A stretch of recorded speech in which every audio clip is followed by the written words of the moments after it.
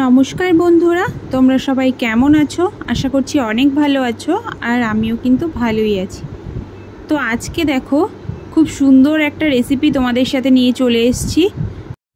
বেগুন কিন্তু অনেকেই খেতে পছন্দ করে না, তবে এইভাবে যদি একবার বেগুন বানিয়ে দেওয়া হয়, যে পছন্দ করে না সেও কিন্তু হাত চেটেপুটে খেয়ে নেবে।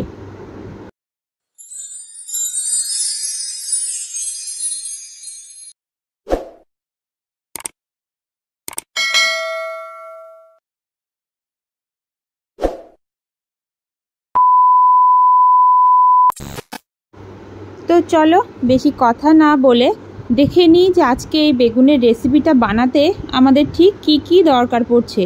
তো প্রথমেই আমি কিন্তু এরকম একটা কালো বেগুন নিয়ে নিয়েছি। তো বেগুনটাকে এরকম সুন্দর করে ছোট ছোট টুকরো করে নিয়েছি। তো প্রথমে বেগুনটা কিন্তু ভালোভাবে ধুয়ে তারপর এরকম সাইজের ছোট ছোট টুকরো করে কেটে নেবে। তো তারপর আমি নিয়েছি এরকম 2 রকমের ক্যাপসিকাম ছোট ছোট কুচি করে, আর নিয়েছি একটা গোটা সাইজের পেঁয়াজ কুচি আর 2টো কাঁচা লঙ্কা। আর আমাদের এখানে লাগছে কিন্তু টক দই। তো আমি এখানে আমুলের টক দইটা ইউজ করেছি, তোমাদের যদি বাড়িতে পাতা টক দই থাকে সেটাও ইউজ করতে পারো।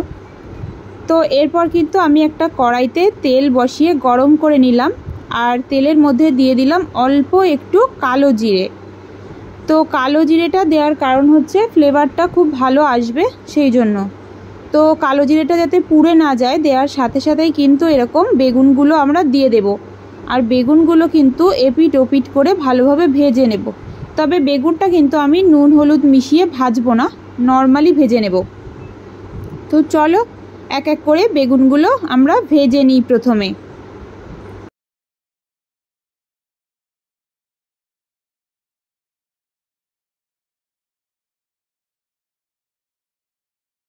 তো দেখো বেগুনগুলো কিন্তু এরকম হালকা লাল ভাজা হয়ে গেছে। তো আর একটু ভেজে আমি কিন্তু তুলে নেব, খুব বেশি একেবারে কড়া করে ভাজবো না, তাহলে কিন্তু রান্নার সময় পুরো খারাপ হয়ে যাবে, ভেঙে যাবে। তো এই অবস্থায় আমি কিন্তু তুলে নিচ্ছি। তো তারপর বাকি বেগুন যেগুলো আছে সেগুলোও কিন্তু এরকমভাবে ভাজা করে নিচ্ছি।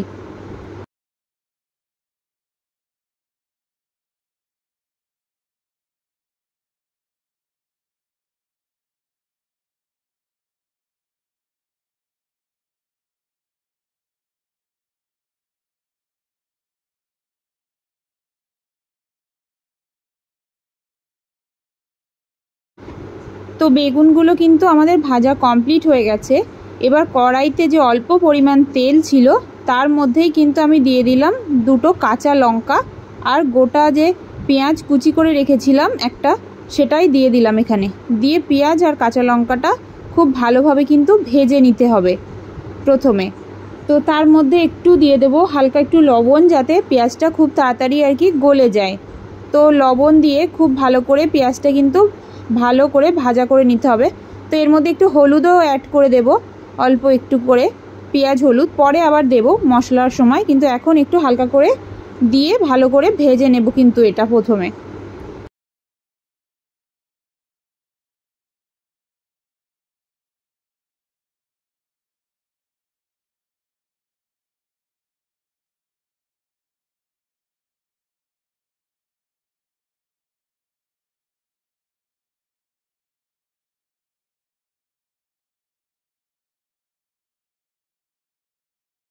তো পেঁয়াজগুলো দেখো খুব ভালোভাবে কিন্তু ভাজা কমপ্লিট হয়ে গেছে।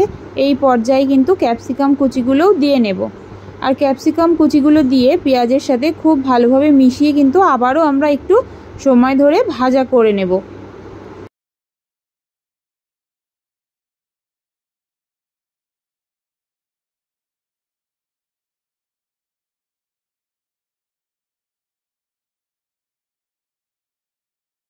তো এরপর আমি কিন্তু এখানে বাটিতে জিরে আর একটু ধনে আর একটু হলুদ মিশিয়ে রেখেছিলাম জলের মধ্যে, তো সেটা কিন্তু এই অবস্থায় দিয়ে দিচ্ছি। এর বাইরে কিন্তু কোনো মশলা আমি কিন্তু ইউজ করিনি এর মধ্যে।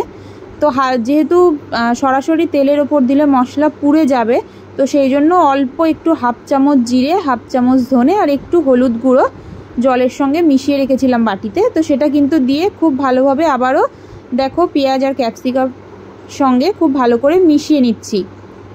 তো এভাবে 2 মিনিট নেড়ে চেড়ে নেব।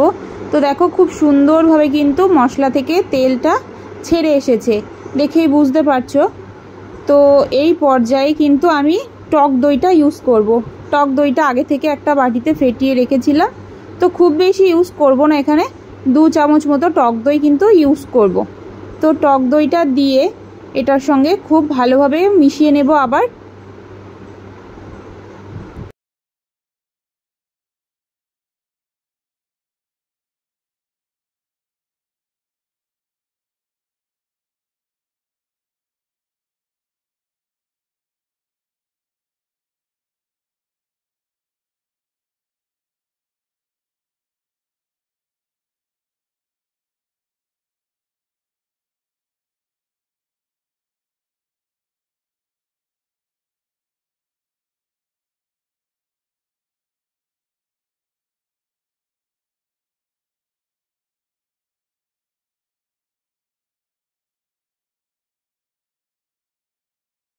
তো দই দিয়ে মশলার সঙ্গে খুব ভালোভাবে মিশিয়ে নেওয়ার পর যে ভাজা করে রাখা বেগুনগুলো ছিল সেগুলো কিন্তু এক এক করে দিয়ে দিলাম।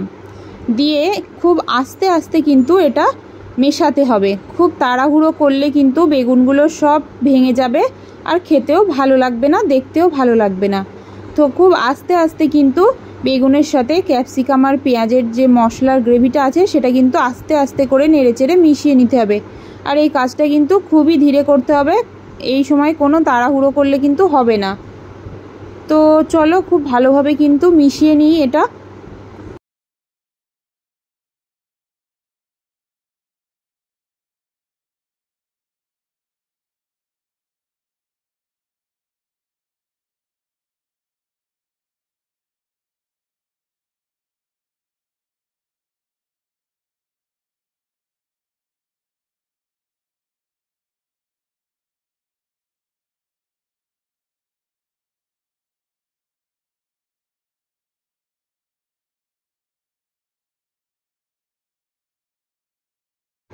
তো খুব ভালোভাবে দেখো মিশিয়ে নেওয়া হয়ে গেছে। তো এর মধ্যে কিন্তু অ্যাড করছি আমি জল।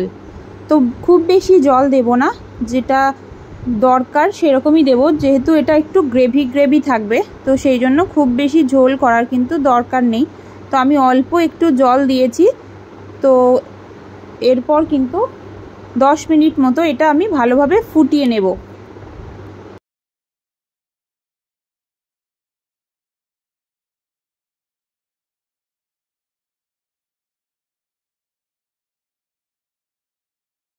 তো দেখো খুব ভালোভাবে কিন্তু ফুটে গেছে আর আমাদের এই মজাদার বেগুনের রেসিপিটা কিন্তু পুরোপুরি আজকে রেডি হয়ে গেছে। তো কেমন লাগলো আমার এই রেসিপিটা অবশ্যই কিন্তু কমেন্ট বক্সে জানাবে। তো চ্যানেলের যদি নতুন বন্ধু হয়ে থাকো তো চ্যানেলটিকে সাবস্ক্রাইব করে পাশে থাকার অনুরোধ রইল। তো এটা আরও 2 মিনিট মতো আমি ফুটিয়ে কিন্তু গ্যাসের ফ্লেমটা অফ করে ঢাকা দিয়ে রেখে দেব কিছুক্ষণ।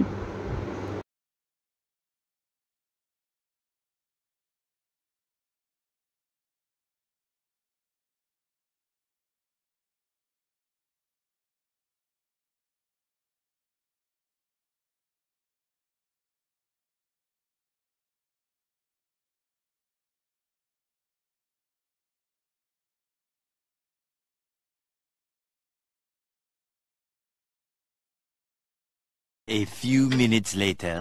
তো বেগুনের এই মজাদার রেসিপিটা কিন্তু আমার পুরোপুরিভাবে তৈরি হয়ে গেছে। এটা কিন্তু ভাত বা রুটি যে কোনো কিছুর সাথে খুব ভালোভাবেই যায়। তো তোমরা অবশ্যই একবার এটা ট্রাই করো। যদি এখনও পর্যন্ত এরকম রেসিপি ট্রাই না করে থাকো তো বলবো একবার হলেও এটা ট্রাই করে দেখো, অবশ্যই ভালো লাগবে। তো আজকের মতো ভিডিওটা এখানেই শেষ করছি। তোমরা সবাই ভালো থেকো, সুস্থ থেকো, টাটা। এতক্ষণ আমার সঙ্গে থাকার জন্য তোমাদেরকে অসংখ্য ভালোবাসা।